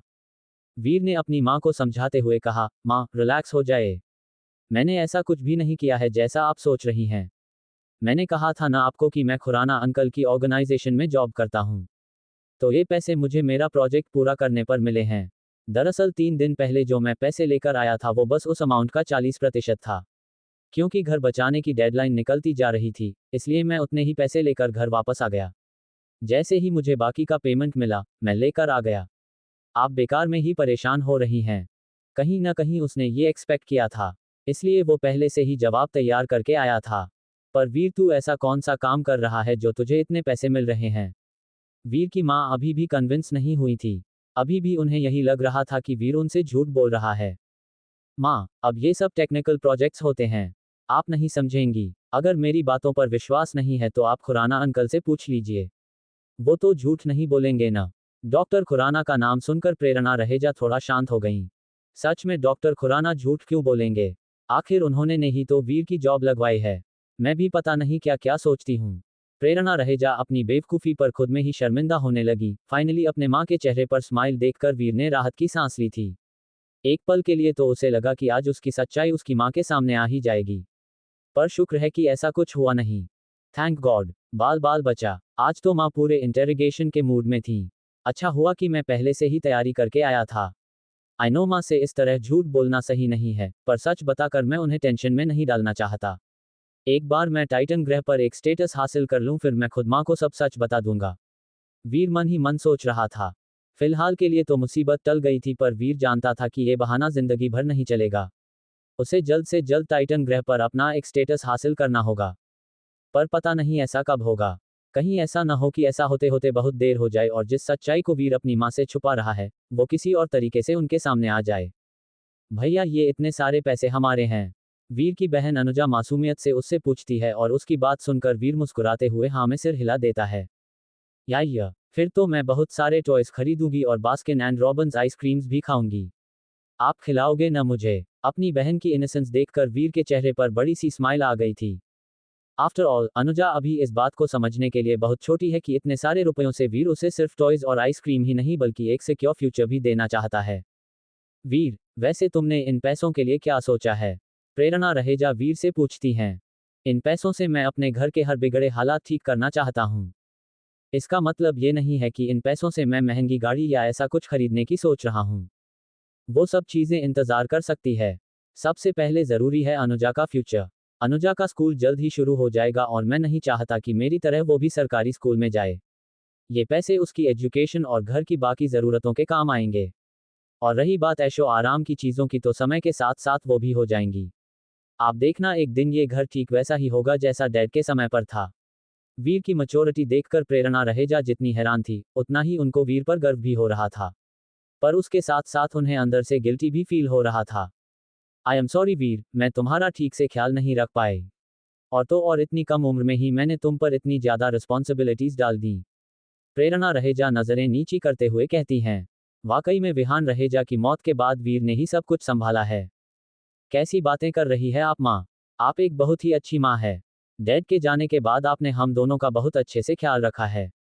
और अब मेरी बारी है अपना कंट्रीब्यूशन देने की। तो आप ये सब बेकार की बातें सोचना छोड़ दीजिए। अपनी माँ की आंखों में आंसू देखकर वीर ने तुरंत ही उन्हें हौसला दिया। टाइटन ग्रह पर भले ही वो डॉलर बन के सुपर हीरो की तरह घूमता है पर असल जिंदगी में उसकी सुपर हीरो उसकी माँ थी और वो कभी भी उन्हें दुखी नहीं देख सकता था। अच्छा अब वो सब छोड़िए। चलिए आज डिनर बाहर करते हैं। बहुत समय हो गया है। चलो अनुजा, आज हम तुम्हारी फेवरेट आइसक्रीम भी खाएंगे। वीर ने अनुजा को गोद में उठाया और बाहर की तरफ जाने लगा। इस हैवी एटमॉस्फेयर को लाइट बनाने का इससे बेहतर तरीका उसे समझ नहीं आया। वीर इतना सब खर्चा करने की क्या जरूरत है? मैं घर पर ही बना देती हूँ कुछ। प्रेरणा रहेजा नहीं चाहती थी कि वीर अपने मेहनत कमाए रुपयों को यूं फिजूल में खर्च करे। बस एक बार वीर अपनी माँ का हाथ पकड़ता है और उन्हें भी अपने साथ बाहर ले आता है। वीर, एक बात मैं तुमसे कहना भूल गई। किसी के भी सामने भूल कर भी इन पैसों का जिक्र मत करना। ना ही ये बताना कि तुम्हें तुम्हारे प्रोजेक्ट में कितना प्रॉफिट हुआ है। मैं नहीं चाहती कि तुम्हारे साथ भी तुम्हारे डैड जैसा कुछ। प्रेरणा रहेजा के पास अपने सेंटेंस को कंप्लीट करने की भी हिम्मत नहीं थी। जब से विहान रहेजा की मौत हुई थी तब से वो काफी बदल गई थी। वो नहीं चाहती थी कि वीर को हाईलाइट करके वो उसकी जिंदगी को भी उसी खतरे में डालें जिस खतरे ने उनके पति की जान ली थी। माँ, रिलैक्स, मैं किसी से कुछ नहीं कहूंगा। अब पैसे आपके पास है तो आप उसका जो चाहे वो करिए। बस अनुजा को किसी चीज की कमी नहीं होनी चाहिए। एक हाथ में अनुजा का हाथ और दूसरे में अपनी माँ का हाथ पकड़े वीर घर से बाहर निकल गया था। होटल क्रिस्टल नाम के जिस 5 स्टार रेस्तरां में वीर ने जाना डिसाइड किया था, वो शहर का सबसे महंगा रेस्तरां था और पूरे इंडिया में उसकी ब्रांचेस थी। जाहिर है फेमस होने के साथ साथ ये रेस्तरां उतना ही महंगा भी था। सस्ते से सस्ता बिल भी यहाँ 20,000 से नीचे का नहीं होता था। इस रेस्तरां में एक आइसक्रीम काउंटर भी है जहां पर अनुजा की फेवरेट आइसक्रीम मिलती हैं। वीर को याद है बचपन में वो अपने डैड के साथ इसी रेस्तरां में आया करता था। उसके डैड हमेशा ही उसे इस रेस्तरां की आइसक्रीम खिलाया करते थे। पर जब अनुजा पैदा हुई तब तक वो लोग बैंकरप्ट हो चुके थे। साथ ही साथ अनुजा के पैदा होने के कुछ समय बाद ही विहान रहेजा की मौत भी हो गई थी। इसलिए वो लोग इतने महंगे रेस्टोरेंट में खाना अफोर्ड नहीं कर सकते थे। पर अब समय बदल चुका है। वीर ने जो सैक्रिफाइस किए सो किए, पर अनुजा को अब कभी कोई सैक्रिफाइस नहीं करना पड़ेगा, फिर चाहे वो किसी भी चीज के लिए क्यों ना हो। जब वीर अपनी माँ और बहन के साथ होटल क्रिस्टल पहुंचा उस वक्त तक सभी सीटें भर चुकी होती हैं और आइसक्रीम काउंटर पर एक लंबी लाइन लगी हुई थी। चलिए ऊपर चलते हैं। रेस्तरां में आने से पहले वीर ने खिड़की से देखा था कि सेकंड फ्लोर करीब करीब खाली ही पड़ा हुआ था। नीचे तो एक भी सीट बची नहीं थी और वीर अपनी माँ और बहन को इस तरह से खड़ा नहीं रखना चाहता था। इसलिए उसने सोचा कि वो प्रेरणा और अनुजा को ऊपर बैठने के लिए बोलकर खुद यहाँ लाइन में लग जाएगा और अनुजा के लिए आइसक्रीम खरीद लेगा। वो आगे बढ़ ही रहा था कि सीढ़ियों पर ही एक वेटर ने उन्हें रोक लिया। एपिसोड 28। रेस्तरां के नीचे के माले पर भीड़ भाड़ से बचाने के लिए वीर अपनी माँ और बहन को ऊपर की मंजिल की ओर ले जा रहा था कि सीढ़ियों पर उसे एक वेटर ने रोक लिया। वेटर ने कहा, आई एम सॉरी, लेकिन आप ऊपर नहीं जा सकते। वेटर की बात सुनकर वीर कंफ्यूज हो गया। वीर ने उस वेटर से पूछा, पर क्यों? क्या ऊपर सीटें भर गई हैं? जवाब में वेटर ने एक गहरी सांस ली और दीवार पर लगी नोटिस की तरफ इशारा कर दिया। भले ही आप पहली बार हमारे रेस्तरां आए हैं, पर फिर भी आपको हमारे रूल्स पता होने चाहिए। वेटर की बात सुनकर वीर भी उस तरफ देखता है जहां वो वेटर इशारा कर रहा था। उस नोटिस पर लिखा था, केवल वीआईपीएस के लिए। नोटिस देखते ही वीर को सारी बातें समझ में आ गईं। साथ ही साथ ये भी समझ में आ गया कि वो वेटर इनडायरेक्टली उससे क्या कहना चाह रहा था। सेकेंड फ्लोर का एरिया केवल वीआईपीएस के लिए है और वीर और उसकी फैमिली जैसे आम लोग वहां पर अलाउड नहीं है। अब वीर को समझ आया कि क्यों इतनी अच्छी डेकोरेशन होने के बावजूद सेकेंड फ्लोर इतना खाली क्यों है। कोई बात नहीं, हम लोगों को बैठने की जरूरत नहीं है। मैं और अनुजा यहीं पर खड़े हैं। तुम जाकर डिनर और आइसक्रीम पैक करवा लो। वीर को परेशान और सोच में खड़ा हुआ देखकर प्रेरणा रहेजा ने तुरंत ही उससे ये बात कही। ठीक है माँ। वीर अपनी माँ को परेशान नहीं करना चाहता था, इसलिए उस वेटर से बहस करने के बजाय वो डिनर पैक कराने के लिए चला जाता है। पर कहीं न कहीं ये बात उसके दिल में घर कर गई थी। अचानक ही से उसके अंदर एक अलग मोटिवेशन आ गया था, कुछ कर दिखाने का मोटिवेशन। कुछ ऐसा जिससे जब वो अगली बार इस रेस्टोरेंट में अपनी फैमिली के साथ आए तो उन्हें ऊपर सेकंड फ्लोर पर जाने से रोका ना जाए। वीआईपी बनना कौन सी बड़ी बात है। बहुत जल्द मेरे पास भी ये सब कुछ और इससे कहीं ज्यादा होगा। फिर देखता हूँ कि ये नोटिस मुझे सेकंड फ्लोर पर जाने से कैसे रोकती है। तब तो खुद इस रेस्टोरेंट का ओनर भी मुझे रोक नहीं पाएगा। वीर का रोम रोम एक नए जोश के साथ भर गया था और उसने ठान लिया था कि अब चाहे कुछ भी हो जाए पर वो भी अब वीआईपी स्टेटस हासिल करके रहेगा। रेस्तरां में अभी भी कोई सीट खाली नहीं थी, इसलिए जब वीर का टर्न आया तब उसे डिनर और आइसक्रीम पैक ही कराना पड़ा। रेस्टोरेंट से जाने से पहले वीर ने एक बार फिर से उस नोटिस की तरफ गौर से देखा, मानो उस पर लिखे हर लेटर को नजरों से पढ़कर इरेज कर देना चाहता हो, केवल वीआईपीएस के लिए। अब जब उसने ठान लिया था कि उसे वीआईपी स्टेटस हासिल करना है तो वो इसके लिए जी जान लगा देगा। अब उसका लक्ष्य टाइटन ग्रह पर एक स्टेटस हासिल करने के साथ साथ पृथ्वी ग्रह पर भी एक स्टेटस हासिल करना था। वो जानता था कि ये रास्ता मुश्किल है पर नामुमकिन नहीं। और वैसे भी लाइफ में जब तक चैलेंजेस न हो तब तक जीने का मजा कहाँ आता है। जब मैं टाइटन ग्रह पर सर्वाइव कर सकता हूँ तो फिर मैं कुछ भी कर सकता हूँ। देखता हूँ अगली बार ये लोग मुझे कैसे रोकते हैं। इस नए जोश के साथ वीर को अपना गोल एकदम क्लियर हो गया था और अब उस गोल को पाने के लिए वो जी जान लगा देगा। अगली सुबह देव टाइटन ग्रह वापस जाने के लिए तैयार हो गया, लेकिन इस बार एक नए जोश और उत्साह के साथ। सबसे पहले टाइटन ग्रह जाना उसकी मजबूरी थी क्योंकि उस समय उसे अपना घर बचाना था। इसके बाद जब वो टाइटन ग्रह गया था तब उसे टाइटन ग्रह पर अपनी एक पहचान बनानी थी। और इस बार जब वो एक बार फिर टाइटन ग्रह जा रहा था तो उसका गोल सिर्फ टाइटन ग्रह पर ही नहीं बल्कि प्लैनेट अर्थ पर भी अपनी एक अलग आइडेंटिटी बनाना था, ताकि अगली बार कोई उसे और उसकी फैमिली को कहीं एंटर करने से सिर्फ इसलिए ना रोके क्योंकि वो लोग वीआईपी नहीं है। वीर, इस बार तुम टेलीपोर्टेशन डिवाइस से नहीं बल्कि एक अलग तरह से टाइटन ग्रह जाओगे। ऑर्गेनाइजेशन पहुंचते ही डॉक्टर खुराना ने वीर से कहा था। अलग तरीके से मतलब, आप मुझे स्पेसशिप से भेजने की तो नहीं सोच रहे हैं ना? डॉक्टर खुराना की बात सुनकर वीर कंफ्यूज था। आफ्टर ऑल, डॉक्टर खुराना ने ही तो बताया था कि टेलीपोर्टेशन टेक्निक किसी भी जगह पहुंचने की सबसे फास्ट टेक्निक है। नहीं नहीं, तुम चिंता मत करो। मैं तुम्हें स्पेसशिप से नहीं भेजूंगा। तुम टेलीपोर्टेशन टेक्निक के जरिए ही जाओगे। बस तरीका थोड़ा अलग होगा। डॉक्टर खुराना ने हंसते हुए वीर से कहा था और उनकी हंसी देखकर वीर और भी ज्यादा कंफ्यूज हो गया। अंकल, एक तो ये आपकी घुमा फिरा के बातें करने की आदत ना मुझे बिल्कुल भी पसंद नहीं है। आप कभी भी सीधा पॉइंट पर क्यों नहीं आते हैं? मुझे ऐसा लगता है जैसे कि मैं बिग बॉस का फिनाले देख रहा हूं जहां आधे घंटे तक फुटेज खाने के बाद विनर डिक्लेयर किया जाता है। जाहिर था कि डॉक्टर खुराना की बात सुनकर वीर बहुत ही ज्यादा इरिटेटेड था। पता नहीं क्यों डॉक्टर खुराना हमेशा पहेलियों में ही बात करते हैं। अरे बाबा, तुम तो नाराज हो गए। अच्छा चलो, मैं तुम्हें कुछ दिखाता हूँ। इतना कहकर डॉक्टर खुराना वीर को अपने साथ ऑर्गेनाइजेशन की थर्ड फ्लोर पर ले गए। ऑर्गेनाइजेशन के थर्ड फ्लोर पर पहुंचते ही वीर को अपने सामने एक बड़ा सा प्लेटफॉर्म नजर आ रहा था, जहां पर एक ट्रेन खड़ी हुई थी और कई लोग उसे बोर्ड कर रहे थे। ट्रेन के इंजन के पास सफेद रंग के कपड़े पहने एक आदमी खड़ा हुआ था, जो ट्रेन के अंदर जाने वाले सभी लोगों का रिकॉर्ड रख रहा था। दिल्ली का राजीव चौक मेट्रो स्टेशन यहाँ शिफ्ट हो गया क्या? इतनी भीड़! अपने सामने का नज़ारा देखकर वीर हैरान था। वाकई में इस समय उसे ऐसा लग रहा था जैसे कि वो किसी साइंटिफिक ऑर्गेनाइजेशन में नहीं बल्कि किसी क्राउडेड रेलवे स्टेशन या मेट्रो स्टेशन पर खड़ा हुआ है। वैसे भी ये ट्रेन देखने में तो मेट्रो ट्रेन के जैसे ही है। प्लेटफॉर्म पर खड़ी सिल्वर रंग की ट्रेन को देखकर वीर ने सोचा, हाँ हाँ हाँ, तुम वाकई में बहुत अच्छा मजाक कर लेते हो। खैर, ये दिल्ली का राजीव चौक मेट्रो स्टेशन नहीं है बल्कि हमारी ऑर्गेनाइजेशन का नया टेलीपोर्ट स्टेशन है। अभी कुछ समय पहले ही हमने इसे इन्वेंट किया है। डॉक्टर खुराना ने हंसते हुए वीर को बताया और उनकी बात सुनकर वीर थोड़ा और कंफ्यूज हो गया। कुछ समय पहले? अरे पर मैं तो अभी 4 दिन पहले ही तो टाइटन ग्रह गया था। तब तो ऐसा कुछ नहीं था। और ये 1 मिनट, मैंने इस तरह की कोई चीज़ कहीं देखी है? कहाँ देखी है? हाँ, याद आया। मैंने मैन इन ब्लैक की लेटेस्ट पार्ट में ऐसा कुछ देखा था। और कैप्टन मार्वल में भी ऐसा ही कुछ था। आप लोगों ने भी हॉलीवुड फिल्मों की कॉपी करना शुरू कर दिया। मुझे तो लगा था कि सिर्फ बॉलीवुड वाले ही ऐसा करते हैं। आपकी ऑर्गेनाइजेशन से मुझे ऐसी उम्मीद नहीं थी। वीर के चेहरे के एक्सप्रेशंस देखकर डॉक्टर खुराना को और ज्यादा हंसी आने लगी थी। डॉक्टर खुराना सारा काम रोककर खूब हंसने लगे थे। फिर वो बोले, मैंने तुमसे पहले भी कहा है वीर की हमारी फिल्में भी कहीं ना कहीं हमारी रियल लाइफ से ही जुड़ी होती हैं। खैर छोड़ो, तुम ये नहीं समझोगे। और रही बात इस टेलीपोर्ट स्टेशन की, तो 4 दिन पहले जब तुम टाइटन ग्रह गए थे उस समय ये टेस्टिंग स्टेज पर था। इसलिए तुम्हें इस बारे में कुछ नहीं पता। आज से टाइटन ग्रह जाने के लिए ये तुम्हारा नया मीन्स ऑफ ट्रांसपोर्ट होगा। फिर डॉक्टर खुराना ने वीर को बहुत सारी बातें समझाईं और उनकी बात सुनकर वीर सोच में पड़ गया। नया मीन्स ऑफ ट्रांसपोर्ट मतलब, अब मैं टेलीपोर्टेशन डिवाइस से टाइटन नहीं जाया करूंगा। आपकी ऑर्गेनाइजेशन इतनी गरीब हो गई? वीर हैरानी से डॉक्टर खुराना से पूछता है और उसकी बात सुनकर डॉक्टर खुराना गहरी सांस लेते हैं। हमारी ऑर्गेनाइजेशन गरीब नहीं हुई है। दरअसल पिछले कुछ समय से टेलीपोर्टेशन डिवाइस में कुछ प्रॉब्लम्स आ रही हैं। गनीमत ये थी कि उन प्रॉब्लम्स की वजह से कोई हादसा नहीं हुआ, वरना क्या पता तुम पृथ्वी आने के बजाय मार्स पहुंच जाते। डॉक्टर खुराना ने कहा और फिर से हंसने लगे थे।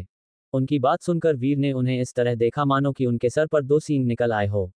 इतनी बड़ी बात और डॉक्टर खुराना उसे अब बता रहे हैं। अगर वाकई में उसे कुछ हो जाता तो? तुम चिंता मत करो वीर, मैं तुम्हें कुछ होने नहीं देता। और वैसे भी तुम सेफ हो ना? तो जो बीत गया उसके बारे में क्यों चिंता कर रहे हो? डॉक्टर खुराना ने वीर से कहा और एक पल के लिए वीर को ऐसा लगता है मानो डॉक्टर खुराना वाकई में किसी के मन की बात सुन सकते हैं। ट्रस्ट मी, ये तरीका टेलीपोर्टेशन डिवाइस से भी ज्यादा रिलायबल है। एक तरह से देखा जाए तो ये बिल्कुल टेलीपोर्टेशन डिवाइस जैसा ही है। बस फर्क सिर्फ इतना है कि इसमें तुम्हारे साथ बाकी लोग भी रहेंगे जिनकी डेस्टिनेशन शायद तुमसे अलग हो। और हाँ, इसमें तुम टेलीपोर्ट होकर देव आश्रम में बने अपने कमरे में नहीं बल्कि टेलीपोर्ट स्टेशन पहुंचोगे। और वहां से अपने कमरे में जाओगे। वैसे भी स्टेशन से देव आश्रम कौन सा ज्यादा दूरी पर है? डॉक्टर खुराना ने स्माइल करते हुए कहा, हाँ, आपको क्यों दूरी ज्यादा लगेगी? आप कौन सा वहां पर रहते हैं? खैर, इससे जाने के लिए मुझे कोई टिकट वगैरह लेना होगा। वीर गहरी सांस लेते हुए कहा और जवाब में डॉक्टर खुराना ने उसकी तरफ एक पास बढ़ा दिया। एपिसोड 29, तुम्हें बस इस पास की जरूरत पड़ेगी। अब जल्दी जाओ नहीं तो अगर ये ट्रेन छूट गई तो अगली ट्रेन 3 घंटे बाद ही मिलेगी। वीर के हाथ में पास थमाते हुए डॉक्टर खुराना ने उससे कहा। वीर ने बिना कुछ कहे चुपचाप उनसे पास ले लिया और डॉक्टर खुराना को बाय बोलने के बाद ट्रेन की तरफ चला गया। वीर के ट्रेन की तरफ जाते ही डॉक्टर खुराना के चेहरे के एक्सप्रेशंस बदल गए और वो तुरंत ही सीरियस हो गए। वीर को ट्रेन के अंदर जाते हुए देखकर डॉक्टर खुराना मन ही मन सोच रहे थे, सॉरी वीर, मैंने तुमसे झूठ बोला। टेलीपोर्टेशन डिवाइस में कोई प्रॉब्लम नहीं है। दरअसल सच बात तो ये है कि तुम्हारी जान खतरे में है और आज भी तुम्हें नुकसान पहुंचाने की साजिश की गई थी। इसलिए अभी के लिए तुम्हारा इस ट्रेन से जाना ही सेफ रहेगा। जब तक कि मैं ये नहीं पता लगा लेता कि इन सब के पीछे कौन है और वो क्या चाहता है, तब तक मैं तुम्हें कुछ भी नहीं बता सकता। लेकिन उन्हें यह भी लग रहा था कि आखिर वो कौन है जो वीर की जान के पीछे पड़ा है। और उससे भी सोचने वाली बात यह थी कि आज तो डॉक्टर खुराना ने वीर को बचा लिया, पर आगे कब तक वो वीर को ऐसे बचाते रहेंगे। देव आश्रम की तरफ जाने वाली इस ट्रेन में काफी लोग थे। भीड़ काफी होने के वजह से वीर एक जगह साइड में मेटल का पोल पकड़े खड़ा हुआ था।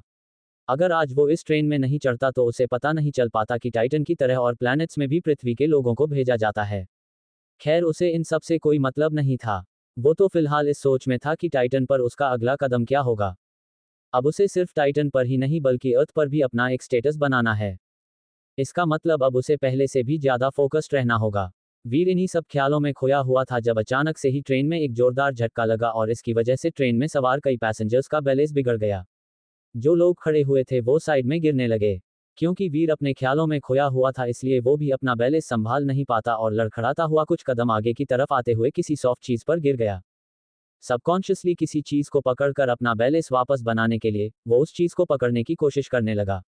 पर अगले ही पल उसे कुछ अजीब सा महसूस हुआ क्योंकि जिस चीज को उसने पकड़ा हुआ था वो कुछ ज्यादा ही सॉफ्ट और नाजुक थी।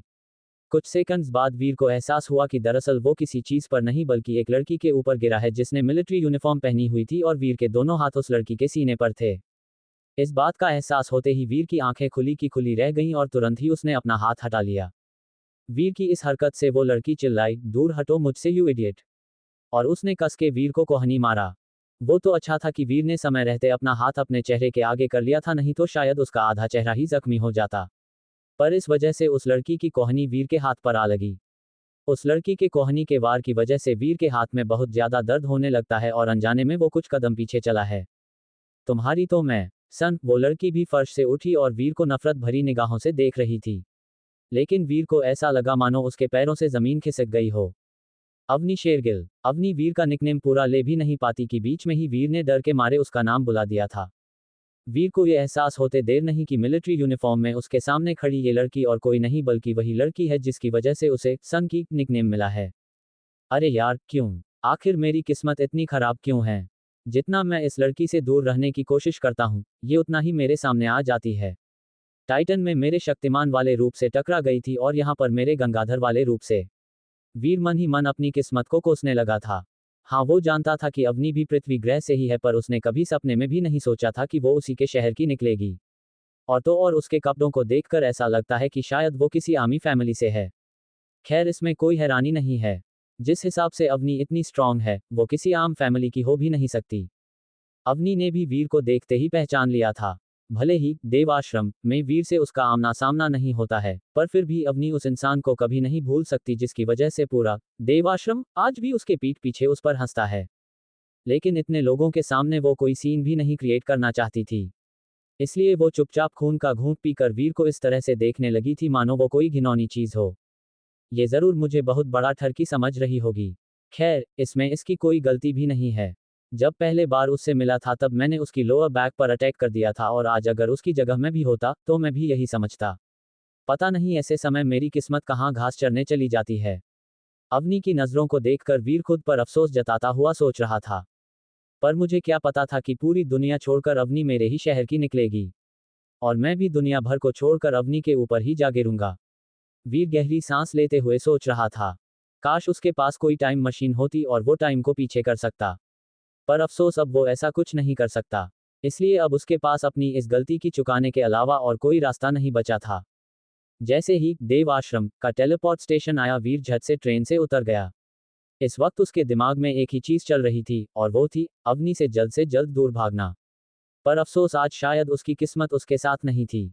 वीर के स्टेशन पर उतरते ही अवनी भी वीर के पीछे पीछे उतर गई थी। अवनी को इस तरह से उतरता हुआ देखकर वीर हैरान रह गया था। फिर भी वो चुपचाप जल्दी से जल्दी देव आश्रम की तरफ बढ़ने लगा। रुको! अवनी की आवाज सुनकर वीर के कदम वहीं के वहीं रुक जाते हैं और हल्का सा घबराते हुए पीछे की ओर मुड़ गया। कुत्ते की दुम हमेशा टेढ़ी की टेढ़ी ही रहती है। मुझे लगा था कि तुम बस एक भोले भाले से लड़के हो। कहीं न कहीं, देव आश्रम में तुम्हारी तरफ सबका बर्ताव देखकर मुझे तुम पर तरस भी आता था। बल्कि मैं तो ये भी मानने लग गई थी कि शायद उस दिन तुमने गलती से मुझ पर पीछे से अटैक किया था। पर आज तुम्हारी हरकत देखकर मुझे विश्वास हो गया कि तुम वाकई में एक घटिया, आवारा और ठरकी इंसान हो। अवनी के गुस्से का पारा 7वें आसमान पर था और उसके मुंह में आ रहा था। वो बोलती जा रही थी। तुम थी न वहां पर। तुमने देखा वहां पर क्या हुआ। मेरी कोई गलती नहीं थी। ट्रेन में जर्क लगा था और कई लोग लड़खड़ाकर गिरे थे। ये सिर्फ एक कोइंसिडेंस था कि मैं तुम पर गिरा था। इतने महीनों में ये पहली बार था जब वीर ने अवनी से किसी भी तरह की बात की थी। अगर मेरी जगह तुम होते तो क्या तुम विश्वास करते? अवनी वीर से पूछती है और उसकी बात का वीर के पास कोई जवाब नहीं होता। आफ्टर ऑल अवनी सच ही तो कह रही थी। अगर अवनी की जगह वीर होता तो वो भी शायद सब कुछ गलत ही समझता। तो तुम क्या चाहती हो? मैं यहाँ तुम्हारे पैरों पर पड़कर माफी मांगूं? कहीं न कहीं अब वीर इरिटेट होने लग गया था। माना कि उससे गलती हुई थी पर वो गलती जानबूझकर तो नहीं हुई थी। और वैसे भी अवनी से उसे एक घटिया इंसान का लेबल दे ही दिया था, तो फिर चाहे वो खुद को कितना भी सही साबित करने की कोशिश कर ले, अवनी उसे गलत ही समझेगी। तुम सचमुच एक बहुत ही घटिया इंसान हो। अभी भी तुम्हें अपनी गलती का कोई एहसास नहीं है। ये पहली बार तो नहीं था जब तुमने मेरे साथ बदतमीजी की है। फिर भी तुम्हारे अंदर इतने गट्स हैं कि तुम इस तरह से अकड़ रहे हो। जब अवनी ने देखा कि वीर कहीं से भी माफी मांगने का नाम नहीं ले रहा है, तो उसके गुस्से का पारा चढ़ गया। एपिसोड 30। तुम्हें क्या लगता है कि मैं तुम्हें इतनी आसानी से छोड़ दूंगी? इतना आसान नहीं है। मैं तुम्हें यहाँ मारकर कोई सीन नहीं क्रिएट करना चाहती। लेकिन देव आश्रम में बात दूसरी होगी। वहां मेरे हाथ इस तरह से नहीं बंधे होंगे। तुम वहीं जा रहे हो ना? तुम्हारा इंतजार रहेगा। तैयार रहना। इतना कहकर अवनी वहां से तुरंत ही चली गई। Good morning station officer. Avani को देखते ही कुछ सोल्जर्स ने तुरंत ही एड़िया बजाते हुए उसे सैल्यूट मारा तो वीर को अपने पैरों तले जमीन खिसकती हुई महसूस हुई। वीर को अपनी आंखों पर विश्वास नहीं हो रहा था और उसका रोने का दिल कर रहा था। क्या अभी तक जो हुआ वो काफी नहीं था जो उसकी मुसीबतों को बढ़ाने के लिए अवनी इस टेलीपोर्ट स्टेशन की स्टेशन ऑफिसर बन गई। वीर ने ये तो सुना था कि पुराने स्टेशन ऑफिसर का ट्रांसफर हुआ है, पर उसने कभी सपने में भी नहीं सोचा था कि नई स्टेशन ऑफिसर अवनी शेरगिल निकलेगी। अब उसे समझ में आ गया कि क्यों अवनी ने मिलिट्री की यूनिफॉर्म पहनी हुई थी। डॉक्टर खुराना से जुड़े सभी टेलीपोर्ट स्टेशंस मिलिट्री मैनेज करती है। हर टेलीपोर्ट स्टेशन पर एक ब्रिगेडियर असाइन किया जाता है और स्टेशन ऑफिसर उस ब्रिगेडियर का चीफ एग्जीक्यूटिव होता है। इसका मतलब अवनी की पोजीशन अब टाइटन में और भी ज्यादा मजबूत हो गई है। पता नहीं क्यों पर वीर को ये सब देखकर अच्छी फीलिंग नहीं आ रही थी। स्टेशन ऑफिसर के रूप में अवनी को वीर के घर के बारे में सब कुछ पता चल जाएगा। और ये अच्छी बात नहीं है। अनफॉर्चुनेटली पूरे टाइटन में यही एक टेलीपोर्ट स्टेशन भी था। यानी कि वीर चाहे या ना चाहे पर उसे इसी टेलीपोर्ट स्टेशन का इस्तेमाल करना पड़ेगा। जैसे ही अवनी अपने ऑफिस के अंदर गई, वीर तुरंत ही देव आश्रम के लिए निकल गया। अभी तक तो अवनी की वजह से उसका सिर्फ देव आश्रम के अंदर रहना मुश्किल हो गया था। पर अब तो वो देव आश्रम के बाहर भी चैन से नहीं रह पाएगा। क्योंकि जब भी कभी वो घर जाएगा अवनी उसे इसी टेलीपोर्ट स्टेशन पर मिलेगी। फिर तो बस एक ही रास्ता बचा है। मुझे इस बात का इंतजार करना होगा जब अवनी टेलीपोर्ट होकर अपने घर जाया करेगी। उसी के बाद ही मैं टेलीपोर्ट होकर घर वापस जा सकता हूँ।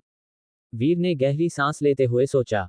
पता नहीं उसकी किस्मत पल पल बदलकर उसके साथ कौन सा खेल खेल रही थी। कहीं एक पल में चमकने लगती है तो अगले ही पल फिर से खराब हो जाती है। ऐसा लग रहा था जैसे कभी खुशी कभी गम लाइन उसकी के लिए लिखी गई थी। तभी तो एक पल उसकी किस्मत उसे इतनी खुशियां देती है और अगले ही पल कोई ना कोई मुसीबत। अब आने वाले पल में वीर की किस्मत कौन सा मोड़ लाएगी, ये देखना दिलचस्प होगा। सोचा था कि काले क्रिस्टल के मिलने के बाद मेरी किस्मत हमेशा के लिए बदल जाएगी। पर कहाँ पता था कि एक दिन किस्मत इस तरह से पलटी खा जाएगी। मेरे लिए सिचुएशन तो अब आगे कुआं और पीछे खाई जैसी हो गई है। देव आश्रम में बने अपने कमरे में बैठा वीर मन ही मन अपनी किस्मत पर नाराज हो रहा था। पृथ्वी ग्रह से टाइटन आए उसे पूरे 2 दिन हो गए थे और तब से वो अवनी के डर से अपने कमरे में ही बैठा हुआ है। ये तो अच्छा था कि ग्रैंड मास्टर को ट्रेन वाले हादसे की भनक भी नहीं लगी, वरना फिर तो शायद वीर के लिए देव आश्रम में रहना और भी ज्यादा मुश्किल हो जाता। पर आखिर कब तक ऐसे डर के कमरे के अंदर बैठा रहूंगा? कभी न कभी तो बाहर निकलना ही होगा ना। और वैसे भी मैं डर क्यों रहा हूं? मेरे पास मेरा सुनहरा कवच और वो सीक्रेट ब्लड डेविल सोल है। अगर जरूरत पड़ी तो भले ही इन लोगों को मारने के लिए न सही पर इन लोगों से बचकर भागने के लिए तो मेरी मदद कर ही देगा। और वैसे भी मैं इन लोगों की वजह से अपने गोल से नहीं भटक सकता। मुझे टाइटन के साथ साथ धरती पर भी एक स्टेटस हासिल करना है। बस अब बहुत हो गया। अब मैं और नहीं डरूंगा और अपने गोल पर फोकस्ड रहूंगा। ये फैसला करते ही वीर अपनी जगह से उठा और बाहर जाकर शिकार करने की तैयारी करने लगा। पर शायद उसकी किस्मत अभी भी उसके साथ हाइड एंड सीक खेल रही थी। जैसे ही वीर कमरे से बाहर निकला उसको ग्रैंडमास्टर और उसका गैंग दिख गया, जो उससे कुछ दूरी पर खड़े होकर आपस में बातें कर रहे थे। बस यही बचा था। जो हो रहा था वो कम था कि अब ये भी होना बचा था। वीर ना तो उन लोगों से मिलने में इंटरेस्टेड था और ना ही उन लोगों की नज़रों में आने के। इसलिए वो चुपचाप मुड़कर दूसरी तरफ जाने लगता है कि तभी संकी, इधर आओ, व्योम ने पीछे से वीर को आवाज दी थी और वीर के कदम वहीं के वहीं रुक गए। फिर से नहीं, कम से कम मेरी किस्मत को मुझ पर थोड़ा तो तरस खाना चाहिए। वीर अपनी किस्मत को कोसता हुआ धीरे से मुड़ता है और कंफ्यूज होकर व्योम की तरफ देखता है। अबे झंडू, सुन नहीं रहा है क्या? इतनी देर से तुम्हें बुला रहा हूं। हमें अपने मिशन में एक्स्ट्रा लोगों की जरूरत है, तो तू भौंका रहा है। इधर आ बे, और हमारे साथ शामिल हो। फ्री का काम नहीं है, तेरे को इसके लिए बहुत बेहतरीन इनाम भी देंगे अपन। व्योम ने कहा तो उसके चेहरे की मुस्कुराहट देखकर वीर को कहीं से भी नहीं लग रहा था कि ये मिशन कहीं से भी उसके लिए फायदेमंद है। और वैसे भी व्योम ने उसे शामिल होने के लिए कहा है, तो फिर तो ये उसके लिए फायदेमंद हो ही नहीं सकता। उसकी ज़रूरत नहीं है। मैं वैसे भी स्ट्रांग नहीं हूँ। मैं आम एलियंस का ही सामना मुश्किल से कर पाता हूँ और प्राइमरी एलियंस के तो आसपास भी नहीं जा सकता। तो फिर म्यूटन या सेक्रेट ब्लड एलियन का तो सवाल ही नहीं उठता। इसलिए मैं तुम लोगों की कोई मदद नहीं कर पाऊंगा। वीर जानता था कि व्योम कभी भी उसके लिए कभी अच्छा नहीं सोच सकता। इसलिए उसने खुद को इन लोगों का जो भी मिशन है, उससे दूर रहना ही सही समझा। अपनी बकवास बंद करो बे झंडू। मैं ये तुमसे पूछ नहीं रहा हूं बल्कि बता रहा हूं। क्या चाहते हो कि मैं तुम्हें यही बात दूसरे तरीके से बताऊं? नहीं न, तो अब चुपचाप हमारे साथ चलो। व्योम ने त्योरियां चढ़ाकर वीर को देखा और बोला और वीर के पास व्योम की बात मानने के अलावा और कोई रास्ता नहीं रह गया। वीर ने एक बार फिर से मन ही मन में अपनी किस्मत को कोसा और सोचा, इससे तो अच्छा था कि मैं एक दिन और कमरे में ही रहता। और उन लोगों के साथ चल पड़ा। कुछ देर बाद पूरा ग्रुप देव आश्रम छोड़कर पहाड़ी इलाके की तरफ निकल गया। वीर के अलावा ग्रैंडमास्टर और उसकी गैंग ने और भी कई लोगों को शामिल किया था। जाहिर है वीर की ही तरह व्योम ने उन सबको भी किसी न किसी चीज का लालच दिया था। फर्क सिर्फ इतना था कि वीर उन सब के साथ मजबूरी में जा रहा था और बाकी सब लालच में जा रहे थे। पर एक चीज सभी के लिए कॉमन थी और वो चीज थी खतरा सभी के लिए बराबर का था। भले ही किसी को भी कुछ अच्छा होने की उम्मीद नहीं थी, पर फिर भी वो सब ये रिस्क सिर्फ इसलिए लेना चाहते थे क्योंकि कहीं ना कहीं उन सभी को एक शानदार इनाम की उम्मीद थी। इनफैक्ट, अगर पास्ट में वीर का अवनी और ग्रैंड मास्टर से पंगा नहीं हुआ होता तो शायद वीर भी इस शानदार इनाम के लिए अपनी जान खतरे में डाल देता। पर अभी वीर को किसी भी तरह का रिस्क लेने का कोई शौक नहीं था। इसीलिए वो इस मिशन में शामिल होने से कतरा रहा था। पर व्योम ने उसके सामने कोई चॉइस नहीं छोड़ी। एक बात तो वीर बहुत अच्छे से समझ गया था कि व्योम और ग्रैंड मास्टर सिर्फ और सिर्फ उसे बलि का बकरा बनाने के लिए अपने साथ ले जा रहे हैं। और यही वजह थी कि वीर का मन कर रहा था कि उन दोनों ही का गला दबा दे। पर अफसोस वो ऐसा कर नहीं कर सकता। इसलिए वीर बिना कुछ कहे चुपचाप उन लोगों के पीछे पीछे चलने लगता है। पर साथ ही साथ वो उन लोगों का अगला कदम भी गैस करने की कोशिश करता है।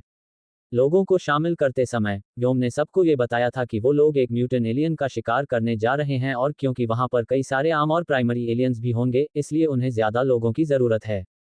पर वीर जानता था कि ये सब सिर्फ कहानी है और वो कोई नर्सरी का बच्चा नहीं है जो इस कहानी को सच मान ले। इस कहानी को तो उसी बहन अनुजा भी सच नहीं मानेगी। एक म्यूटेंट एलियन को मारने के लिए ग्रैंड मास्टर का गैंग काफी था। बल्कि ग्रैंड मास्टर अकेले ही एक म्यूटेंट एलियन का शिकार बहुत आसानी से कर सकता था। ये एक्स्ट्रा लोगों को शामिल करने के लिए बताई गई कहानी एकदम वाहियात है। मेरे प्रिय मित्रों, आगे की कहानी जानने के लिए लाल डिब्बे पर जोर से मुक्का मारिए।